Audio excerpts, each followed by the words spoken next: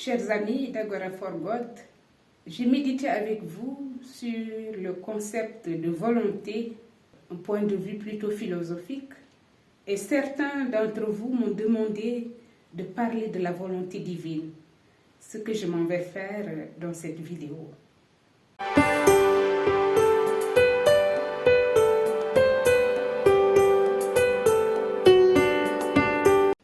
La volonté divine est un sujet théologique plutôt complexe. Dieu est, comme il l'avait d'ailleurs révélé à Moïse dans le buisson ardent, « Je suis celui qui suis ». Dieu est créateur, Dieu est sauveur de l'humanité. La Genèse nous dit que Dieu estima que tout ce qu'il avait fait était bon, et même très bon à la fin. S'il en est ainsi, peut-il vouloir autre chose? S'il a accompli en Jésus-Christ sa révélation et la rédemption du monde, que reste-t-il à vouloir? Mais nous savons tous que le péché en l'homme est dans le monde au sens où en parle Saint Jean. Ce péché vient se positionner comme un obstacle à l'accomplissement du dessein de Dieu dans le cœur de tout homme, dans le cœur de l'homme. Et c'est là peut-être qu'intervient la volonté divine.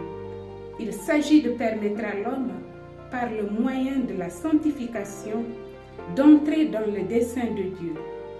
Souvenons-nous, chers amis, de la prière que Jésus fit à son Père, cette même prière qu'il apprend à ses disciples. Que ta volonté soit faite sur la terre comme au ciel.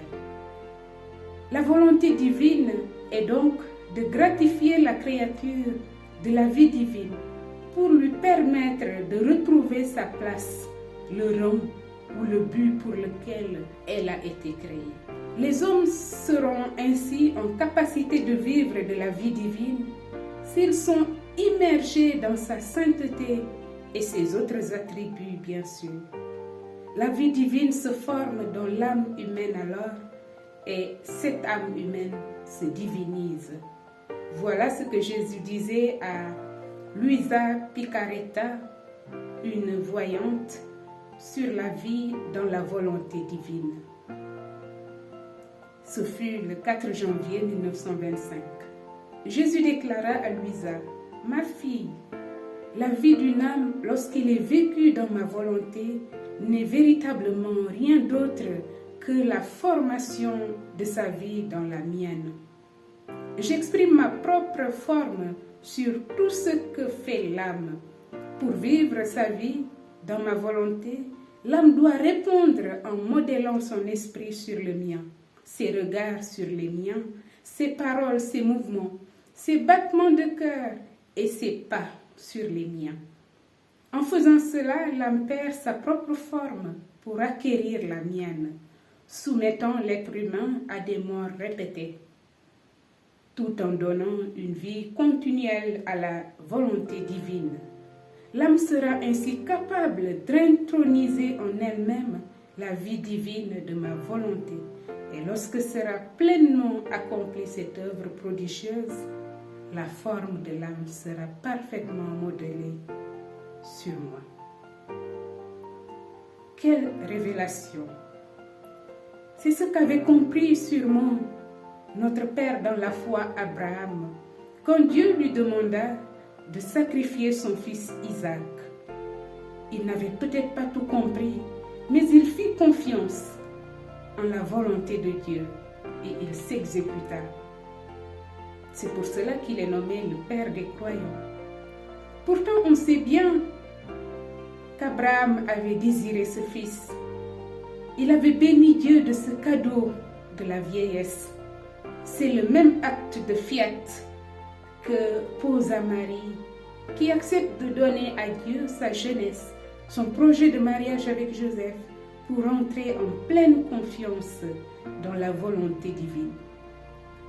Tous deux, Abraham comme Marie, ont eu la grâce intérieure de saisir que la volonté de Dieu ne va pas à l'encontre de leur bonheur ni de leur salut.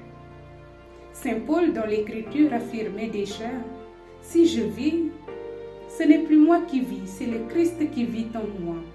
C'est dans la lettre aux Galates au chapitre 2, le verset 20.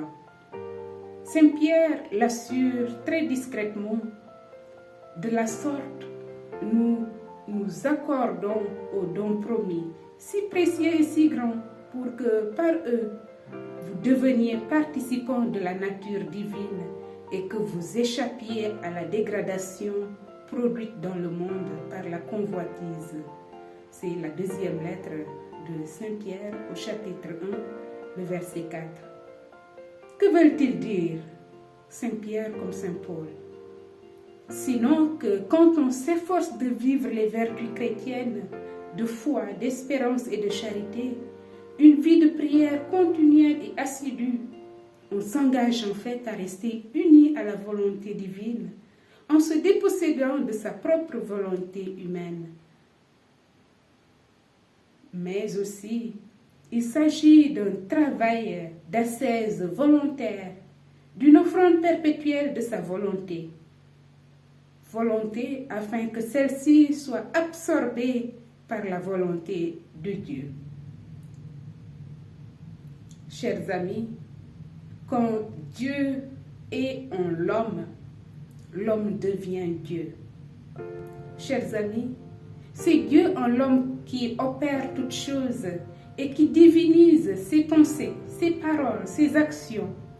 L'homme devient pleinement présent et actif dans toutes les actions éternelles de Dieu. Il ne s'agit plus de faire la volonté divine, mais de vivre dans la volonté divine. La volonté humaine, nous savons, est limitée. Nous en avons parlé dans notre précédente vidéo.